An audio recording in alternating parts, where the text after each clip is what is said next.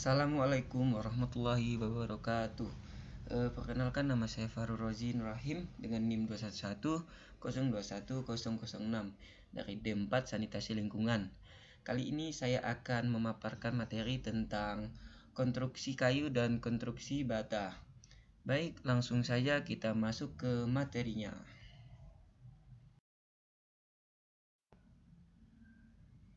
Konstruksi kayu. Pengertian kayu di sini ialah sesuatu bahan yang diperoleh dari hasil pohon-pohon di hutan yang merupakan bagian dari pohon tersebut. Setelah diperhitungkan bagian-bagian mana yang lebih banyak dimanfaatkan untuk sesuatu tujuan penggunaan, baik berbentuk kayu pertukangan, kayu industri, maupun kayu bakar.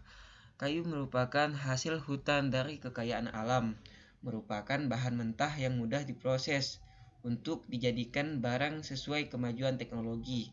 Kayu memiliki beberapa sifat sekaligus yang tidak dapat ditiru oleh bahan-bahan lain.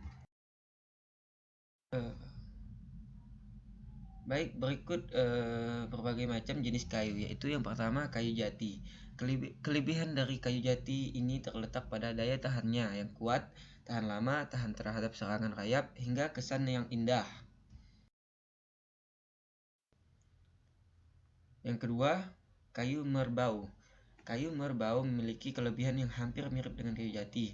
Jenis kayu bahan bangunan ini bisa jadi alternatif bagi Anda yang ingin memiliki struktur bangunan dari kayu yang kuat dan stabil selain kayu jati. Yang ketiga, kayu gaharu. Kayu gaharu memiliki daya tahan yang kuat, kokoh, dan awet. Biasanya kayu ini dimanfaatkan untuk pembuatan kerangka rumah, pembuatan furnitur, hingga yang lainnya. Yang keempat, kayu kamper.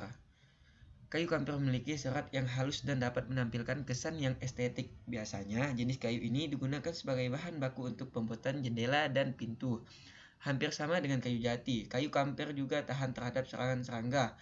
Kayu kamper ini memiliki bobot yang lebih ringan dan harga yang terjangkau jika dibandingkan dengan kayu jati. Baik, jenis kayu yang terakhir yaitu kayu ulin. Kayu ulin ini memiliki kelebihan pada daya tahan yang kuat menghadapi berbagai perubahan suhu hingga pengaruh dari air laut. Kayu ulin ini biasanya dimanfaatkan sebagai bahan baku atap, pondasi, hingga lantai rumah.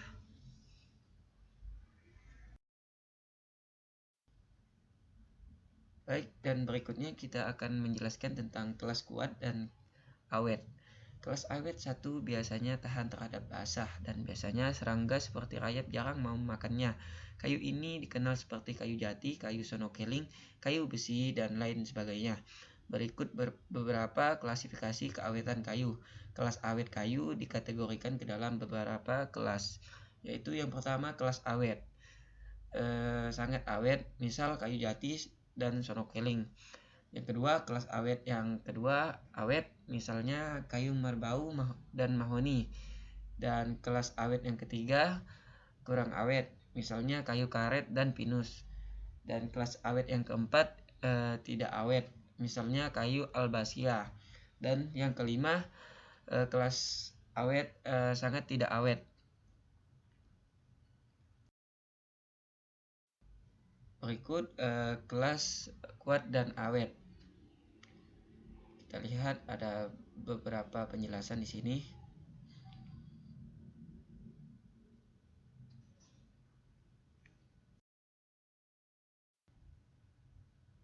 Berikut kita masuk ke ukuran lebar dan tebal nominal kayu bangunan untuk semua jenis pemakaian. Bisa kita lihat di gambar ini sudah ada penjelasannya.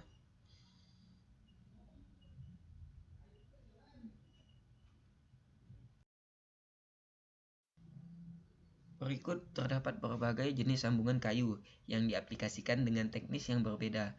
Berikut ini macam serta penjelasan masing-masing sambungan. Yaitu yang pertama, sambungan bibir lurus adalah jenis sambungan yang sangat sederhana. Jenis sambungan ini memiliki kekuatan sambungan lemah dikarenakan masing-masing ditarik setengah sehingga bisa digunakan untuk batang yang seluruh permukaannya terbendung.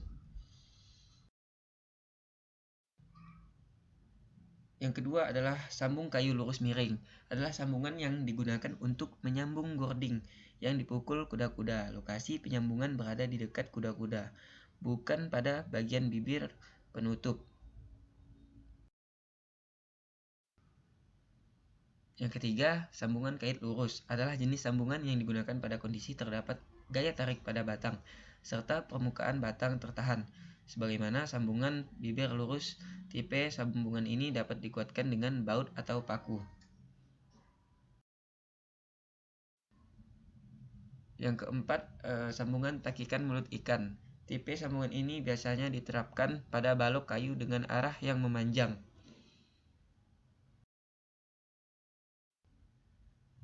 Yang kelima, sambungan memanjang tegak lurus adalah sambungan yang dapat digunakan untuk membentuk tiang tinggi.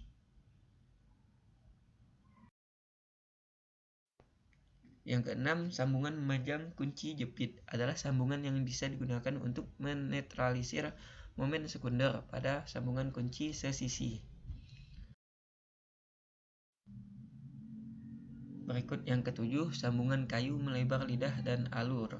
Jenis sambungan ini umumnya digunakan pada kayu lebar seperti pada konstruksi lantai, panel kayu, untuk dinding, dan lain-lain. Yang kedelapan, sambungan takikan lurus rangkap adalah sambungan yang umumnya diterapkan pada balok kayu arah memanjang. Untuk detailnya, silakan lihat gambar berikut.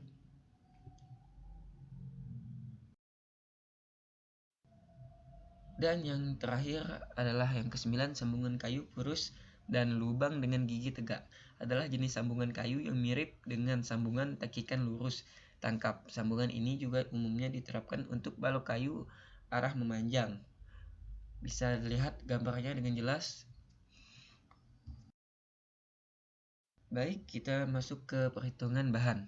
Perhitungan bahan kayu adalah kegiatan yang dilakukan untuk mengetahui jumlah, volume, bahan kayu yang diperlukan dalam membuat suatu konstruksi kayu. Baik, berikutnya kita masuk ke dalam materi tentang konstruksi batu bata. Konstruksi batu bata adalah penyusunan batu bata yang saling dilekatkan sehingga membentuk sebuah bangunan. Adapun pelaksanaan konstruksi batu bata ini sangat bergantung dari gambar konstruksi yang dibuat. Berikut ukuran batu bata.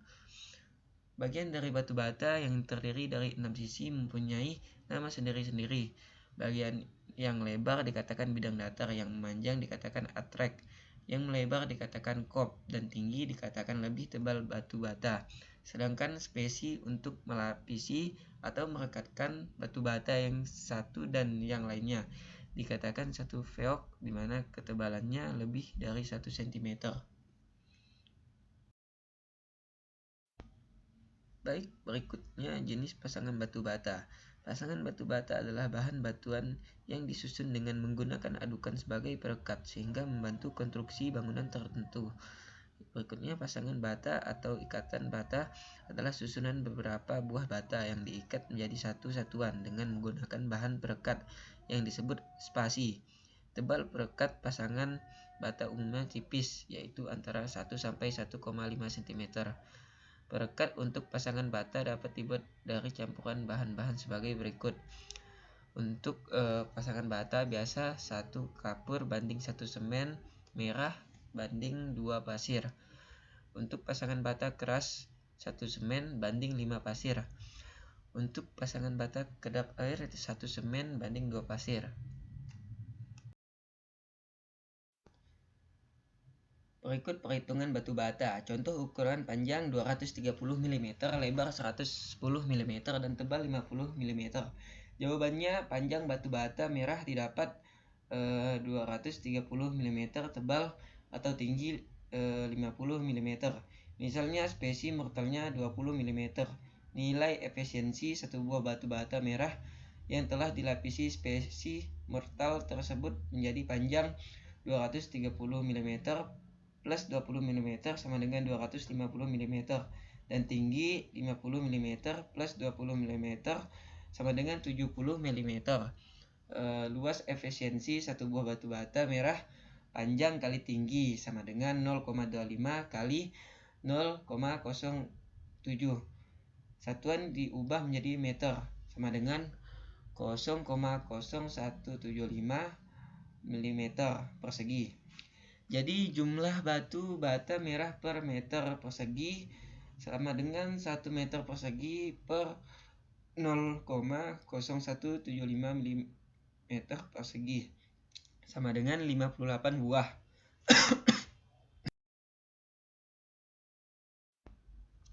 Baik, mungkin itu saja materi yang dapat saya sampaikan. Semoga materi yang saya sampaikan bisa dapat dipahami dan dipelajari lagi. Jika ada salah-salah kata, mohon dimaafkan. Saya akhiri dengan wabillahi taufiq wal hidayah. Assalamualaikum warahmatullahi wabarakatuh.